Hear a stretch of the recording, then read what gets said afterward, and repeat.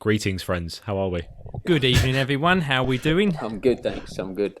I've thrown him off straight away with the greetings. just going with a completely random intro. Who the fuck says greetings? I know, yeah. Well, I'm changing every week now. Right, I'm keeping it fresh. It gets boring, doesn't it? So I actually sent out an email the other day that said greetings, and I got absolutely fucking ripped into.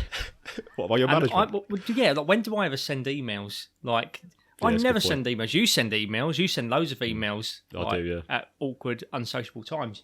But I opened up my first email with greetings, and I got absolutely torn into. But yeah, I'm doing well. I'm doing well this evening. It is quite a special day, especially for me and you, Bill. It is the 11th of the 11th. Yeah, so, yeah, you're right. Yeah. Everyone's paying their respects. Everyone's got their Asda Poppy pizzas. Yeah. I don't know if you've seen that. Oh, yeah. You said you were going to talk about this. Yeah, go on. Tell us about this Asda Poppy pizza. I'm pretty sure it was Asda. It might be Morrison's, but they're all the same, aren't they? They're all in the same pocket. They're all run by the government. Big, yeah, well, yeah. That was it. Where you get like Big Pharma, Big Tech. You get Big Asda as well. And we have actually got a Big Asda as well. I love going down to the Big Asda. I've been there. It is massive. You have been there, haven't you? You've been to Big Asda. You're part of it. But yeah, for some reason, whoever it was, Big Morrison's, Big Asda, it wasn't Big Sainsbury's because I'd recognise the packaging. But they, for some reason, thought it would be like, really respectful to make a poppy pizza. And it was just the most fucking absurd thing I've ever seen. It looks like Peppa Pig in a car crash. Have you got a picture of this, Tom? I really wish I had. Oh, fuck yeah. You bring this on me now. On. This is where editing comes into it. Poppy pizza. Oh, my God. Yep, there it is. Good, get out. Oh, no, it's Tesco. It's Big Tesco. Big Tesco, right, of course it is. Big Tesco with their poppy pizza. The sentiments there. I can't quite make it out, but... Sure. They've just got... I mean, it is horrendous. There's your big poppy pizza. Yeah, I see what you mean, Tom. I mean, yeah. So, what a way to celebrate with thin crust. We like to start these episodes pretty much the same way, and that is with establishing your top 3 gym pet peeves. Now, before we get into these, Will, we are going to rank these, right? Tom, I'm going to come to you for this one. I'm not really sure what the ranking system is at this point. We've been from Savile to the RPC scale. We've been around. There might be a pizza one in there somewhere. But yeah, what we going with? I'm sure you're familiar with the RPE scale, so the rate of perceived exertion. Yeah. So on a scale 1 to 10, how hard exercise usually is, with 1 usually being really easy, and 10 being, oh sweet Jesus, I'm meeting my maker. Now, in regards to gym pet peeves, so you're going to tell us your pet peeves, and me and Bill are going to rank them on the RPC scale, which is rate of perceived cuntery. Because at the end of the day, it's very, it's very subjective, isn't it? I might think it's a little bit cunty. Bill might think, well, that is a massive muff. It's like being on the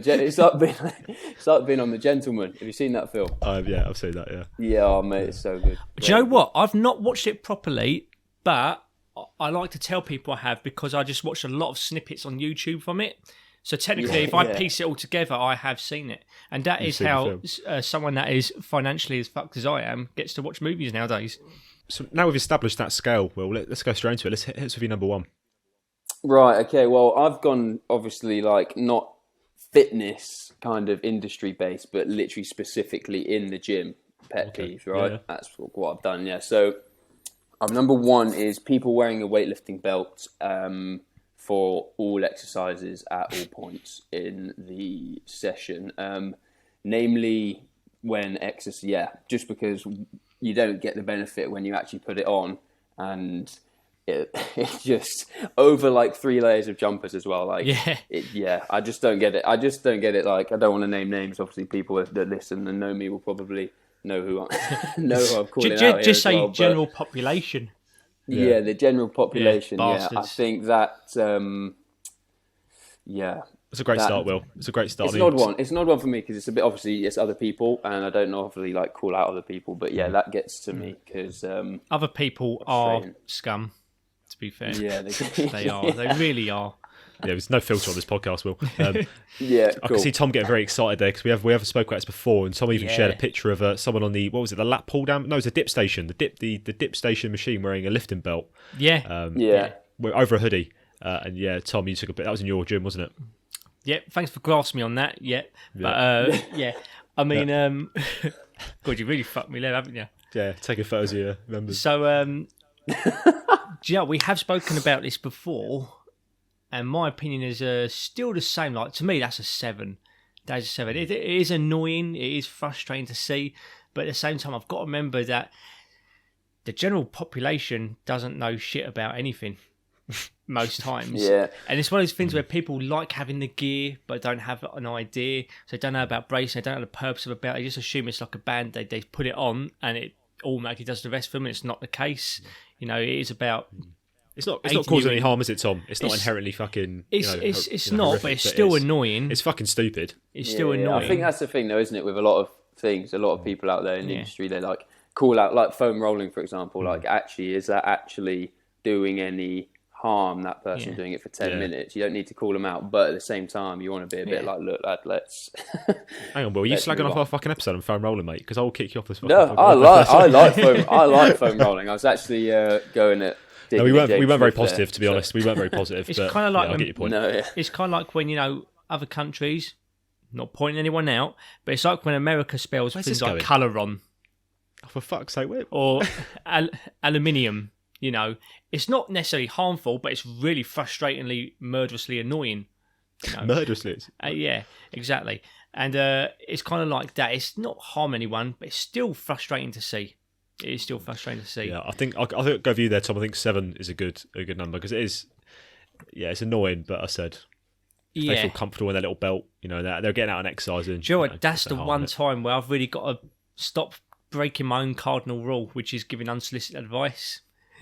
I just want to tell up to them. I want to hug them and say, "Look, it's okay. Your spine's going to be okay.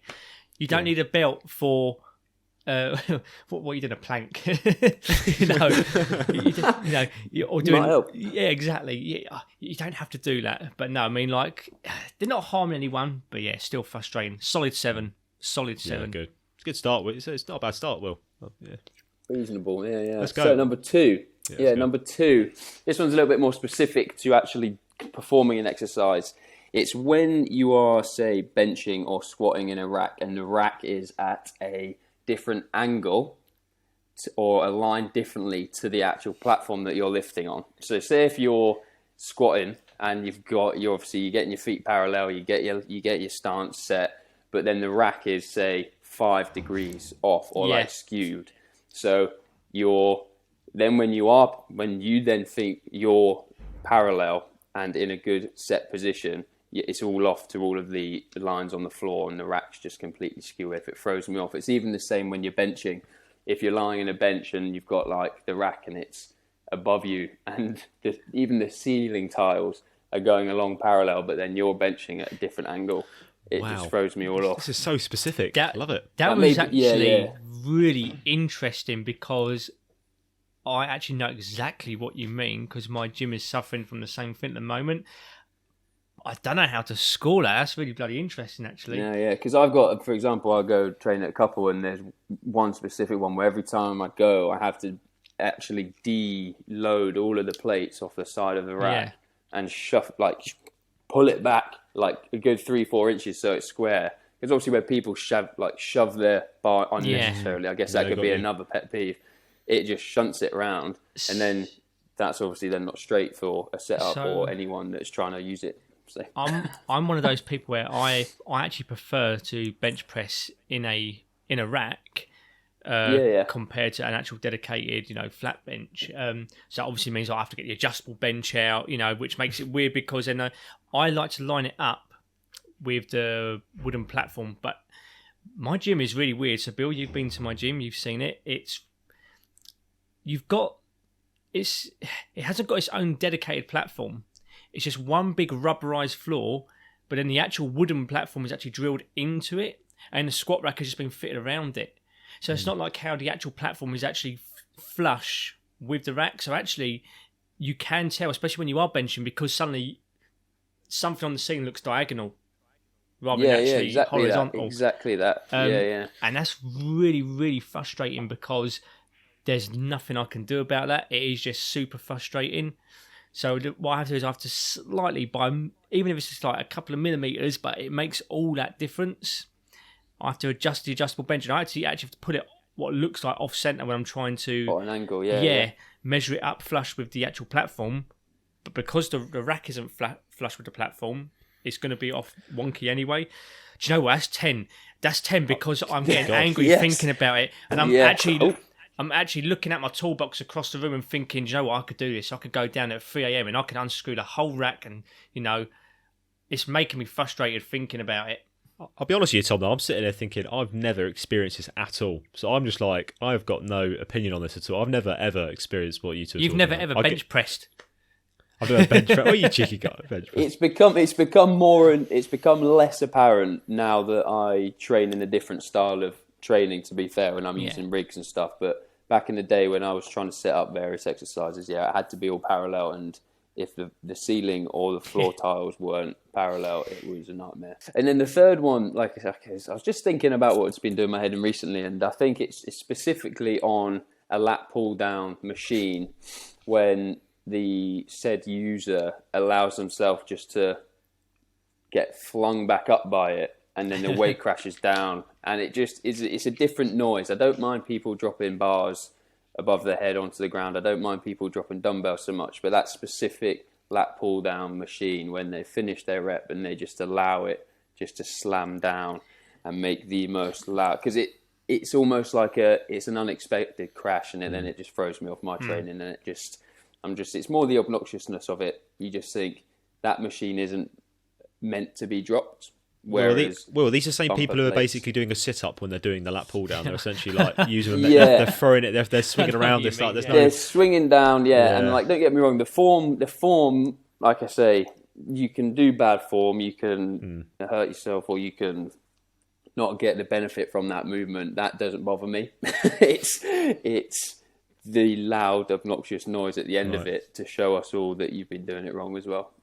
Yeah, I got you. Yeah, I think that one's and I mean, all of these, to be fair, like I say, the top two, the first one and the last one, I mean, could be put together as the same person as well, Yeah, it could be. Yeah. It sounds like it would be the same person. Well, it does actually sound like it would be. Do you know what? This sounds like you're trying to pick on someone anonymously. Yeah, I need a name at this point. You've got a name in your head. It's difficult, isn't it? Because actually, the gym to me is I love it. So to actually pick 3 pet peeves was actually quite difficult. Things that actually annoyed me. I was struggling to think, and like I say, there was various things that I could have done, but I was like, do you know what? I don't want to put myself across as the guy that's going to be moaning about people doing all this stuff wrong, because actually I'd rather people be in the gym than not in the gym. I think the point you make there, though, not a bit serious note, is like that noise. People have got to remember, if you're doing it in your own little space, it's fine. But a commercial gym, there's loads of people there. All people who might be brand new, people who are normally quite shy, maybe. And if you're making crashing and banging noises like that in a commercial gym, so I'm talking about literally a pure gym, whatever. I think that could put people off. If you're someone who's just turned up to the gym and you hear you got some absolute weapon just throwing around a lat pull down and it's just crashing everywhere, you could be intimidated and then you won't want to train. 100%. Yeah, 100%. So, from that point of view, I'm not a fan of that at all. In your own space, it's fine if you do what you want. But what number are you giving that, Bill? I said 8.5, I think. 8.5. Oh. Decent. Being very generous, I feel, 8.5, Do you know what? I want to hover around 8. But I'm looking at it from a couple of different point of views here, and that is obnoxious noises. So, key term being obnoxious there. That is frustrating. So we all know, like in the gym, it's going to be noisy no matter what, and weights do get dropped sometimes. But when it's like purposeful, obnoxious ones, that is frustrating, and it's just attention seeking. But also, I'm thinking about. Well, obviously, I kind of help run a gym now, and I'm thinking about the equipment with weight stack machines in general, like a lat pull down, where it is like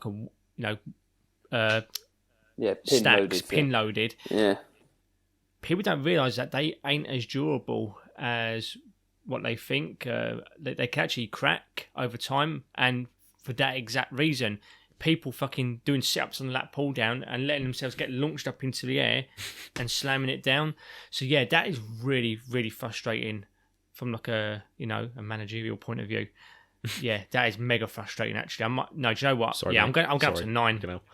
I'm going up to 9. Mr. Ivory Tower over there. Pissed him off, yeah. No, that has gone up to a 9 now because it is seriously frustrating. He's fuming. You've really rounded him up to 9. The only thing that is saving that from getting a 10 is that I have headphones in, and what I don't hear don't hurt me. But when I do, yeah, it's annoying, especially when you know that you're fucking equipment for everyone else. And if you do go to a commercial gym, like it fucking takes ages for equipment to get repaired and replaced, etc. So and lat pull downs sometimes like gold dust to get onto. They're really hard to get onto. People are always on them. So if you've only got one in a gym, and that one fucking dick, ends up breaking the weight stack, yeah, what an arsehole. Joe, this is very nearly going to a 10. Yeah, but so you're winding yourself up even more as we go forward. I'm pulling back. I'm popping smoke on this. I think we need to move on here before you know. Yeah, I know. And, I'm squeezing my bottle. I've actually made the top dribble out. Fucking hell. That's what I got the tennis ball for. That's my stress counter. Good. I'm lacking an object, but we'll move on. We'll move on to the second part of the show.